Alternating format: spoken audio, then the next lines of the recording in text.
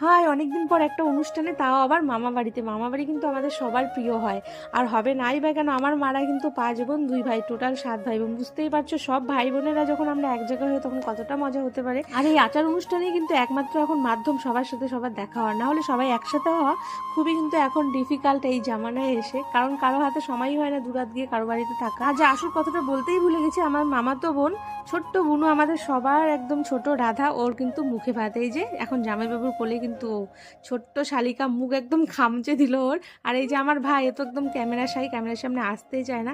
তো আমরা সবাই মিলে এখানে আড্ডা দিচ্ছিলাম। এ হচ্ছে মাসিতো বোন রুমা, তার পাশে আরেকটা বুনু আছে, বুনুই হবে আমার।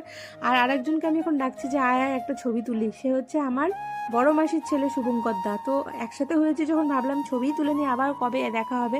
আর এই যে ছোট্ট একজন বুনু। আর আমরা এখন এখানে আড্ডা মারছি, পাশে আমাদের দিদা বসে আছে, আমাদের সুন্দরী কিউটসা দিদা। দিদা কিন্তু আমার ভিডিও দেখে হাই করে দিল সবাইকে। আর অনেকগুলো